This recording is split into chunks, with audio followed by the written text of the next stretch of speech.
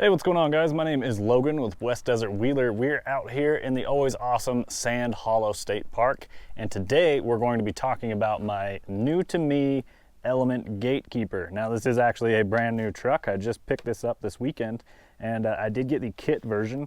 One way you can tell that it's the kit version is that they have the bronze colored shock bodies here, and those are front and rear bronze colored shock bodies. The RTR trucks, I believe, have a silver color, so if you ever see one out in the wild, that's one way you can know if it was a kit. This was actually my first kit truck I've ever put together, so it was pretty fun to slap this whole thing together. And I already know every little part and piece inside this truck, which is kind of nice, so now if anything goes wrong, I have a really good idea of what's going on with it. So what's really cool about the Element Gatekeeper, so this is not an axial truck, this is an Element RC truck.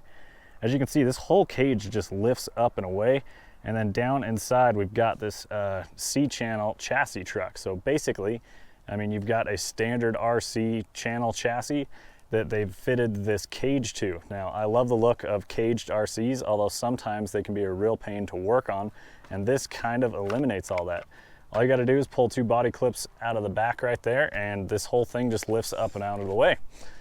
Now, another really cool feature on the Element Gatekeeper is the suspension. So the front is traditional link suspension with coilovers. They do run a behind the axle steering setup here for your tie rod. Your drag link still sits up front, and then on the knuckle, that's what controls the tie rod in the rear of the axle. And then on the rear, you've got trailing arms. Now, they're little short trailing arms, and they are plastic, and then your shocks mount halfway up the trailing arm. And the reason people choose to go with trailing arms is for your shock length. You get more travel out of your shock length than if you were to mount it straight to the axle because of the lever and where it pivots. On the rear, you can see this arm back here. That is also a sway bar, so that helps eliminate some of the body roll you're going to get. The wheelbase on these trucks is a little bit longer, 12.8 axle to axle. Now, I must say, this truck is completely stock right now. I have not modified it in any way. This is exactly how the kit tells you to build it. For electronics, I've got a Hobbywing Axe brushless combo in here, and then I've got a Savix Monster Torque brushless servo in here. So really nice servo, probably the best one I've owned yet. Looking forward to see how this thing performs. Just went with the Proline flat iron tires, straight up stole these off of my comp crawler because I've got something else in mind for this down the road. But for this video, I'm gonna get out and run the RTR truck and see how it performs. All right, guys, here we are with the Element Gatekeeper. Now, this brushless motor combo in this truck seems really quick, but I'm used to using this system with portal axles, so you're gonna get more gearing reduction through portal axles. So to me, it just seems really zippy, but like this thing has some wheel speed. So a little bit different than what I'm used to, but you know what? Sometimes it's nice to have. Another really cool feature on the Element trucks is with their transmissions that come right out of the box, they have a overdrive function that you can adjust. So in this truck, I went with the maximum overdrive that I had available. I know that there are some aftermarket companies that turn up the overdrive percentage. I don't remember exactly how much I have in this truck. I think it's like 15 to 20% right now. So whatever the kit option is where you get more, I went with that. And then after I had installed it into the truck, I realized that I had actually installed the transmission backwards and I was overdriving the rear axle, which is the opposite of what you're trying to do. You want the front tires to spin faster. So if you guys are putting that together, keep an eye on that. So you can see here, the truck's pretty narrow, especially for how long it is. And then with that chassis being mounted on top of the frame like that, you're gonna get a lot more weight up top. So compared to a Lexan body, obviously the plastic cage just heavily outweighs that thing. So you're definitely going to see a difference there as far as where your center of gravity ends up. I did grab this Element Gatekeeper kit from my buddies over at Sky RC down here in St. George, Utah. So if you guys are in the area, be sure to stop by, say what's up to Cody. He runs a really awesome shop, and he might just have the kit you're looking for, just like this. Now, this thing does have that trailing arm rear suspension. I don't know if I love that or not.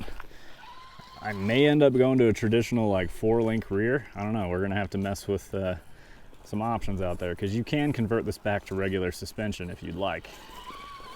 Element calls this their Gatekeeper suspension because that's exactly what they designed it for, is this Gatekeeper.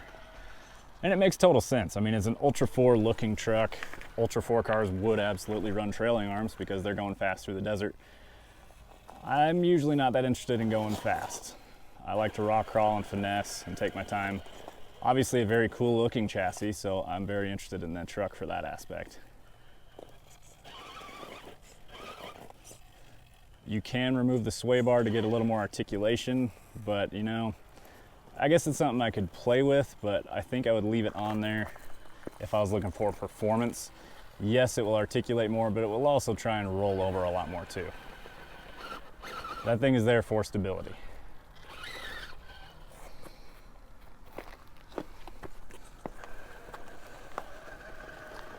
Trying to claw our way up through here, getting the traction there. These Proline flat irons are the G8 compound. I've been really impressed with them. I really like them.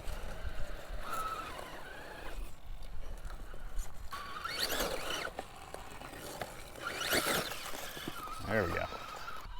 So while building this kit, I did run into a couple head scratchers. One of them was the intermediate shaft in the drive line. So like the metal part that goes in between the element drive shafts. They sent me the wrong length in there, and they had it specified for the kit what the length of the drive shaft was so that you don't get it mixed up. And the long one I had was like 15 millimeters above what the manual spec'd. So something was going on there. I don't know what was wrong with that drive shaft. I ended up having to trim it. Luckily I had a hacksaw and I was able to get it done. That's a pretty technical spot. Luckily I had a hacksaw and I was able to get it done, but still just kind of a pain to deal with while you're trying to build a whole kit. You're going to modify brand new parts right out of the box.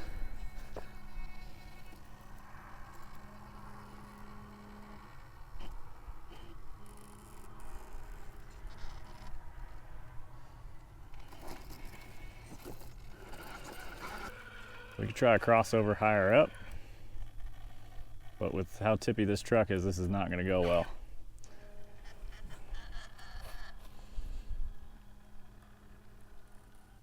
It's got overdrive in the front. It's helping pull that front end around and down.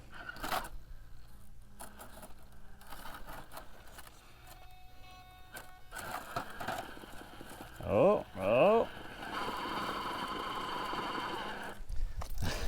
That rear tire is trapped and this motor is pissed.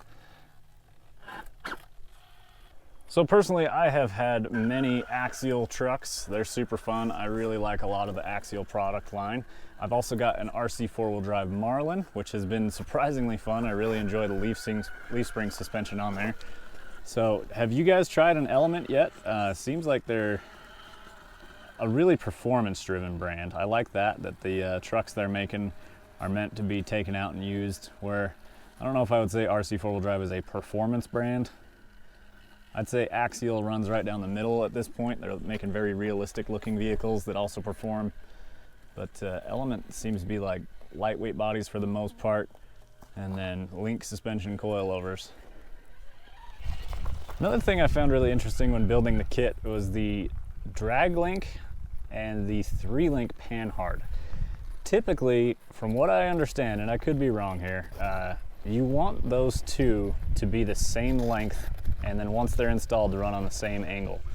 So let me show you what I'm talking about here. On the bottom of the steering arm, the rod that connects it to your hub, and then your panhard bar, which is your panhard mount down to the axle. You want those to be the same length.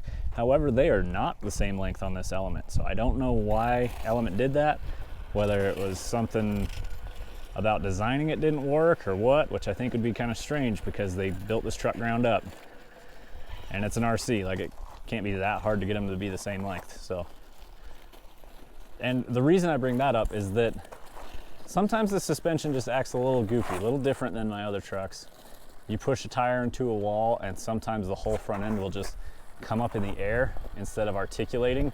So like, it just doesn't flex when you think it should flex. Got that axe working really hard because I'm just chugging it along. But it's doing a good job, nice and smooth.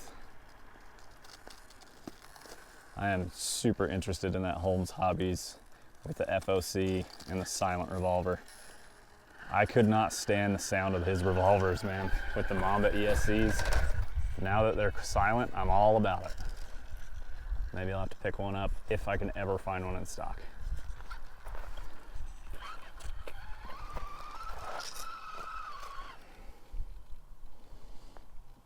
What a great looking truck. We got Sand Hollow Reservoir sitting out there in the background. I'm out here in the evening, so right about sunset. That's a thumbnail right there, boys.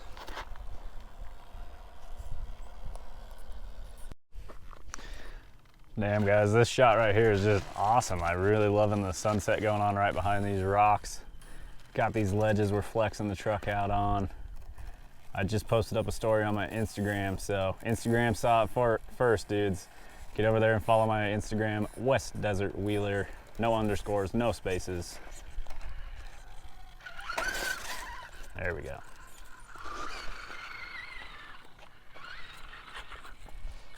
The kit does have high clearance front lower links. That's a nice little upgrade there. Although, what a pain to freaking install. With the curves on there, you got to do one end hand by hand. You can't just chuck them up in a drill. I really prefer the drill method. I recently just built a full set of links for my comp crawler from Incision, and they were much easier because they were straight. I guess there is one last thing that I should probably mention about this Element Gatekeeper that some of you might not be happy about. I sold my Axial Capra to fund this one. So there's no longer going to be an Axial Capra on the channel. But I still have 2 full front axles off of my Axial Capra. And to solve the width issue on this truck, as well as differential clearance on this truck because it does not have portals, I'm thinking about putting some front and rear steer on this thing with Axial Capra axles. So at that point, it would be like a Aximent Gatekeeper. So you guys will have to let me know what you think of that. Looking forward to trying that. I'm definitely going to try it, see if I can get the suspension to work, and obviously make it happen. So looking forward to that. Be sure to stay tuned, get subscribed for it, and we'll see you guys out on the trail next time.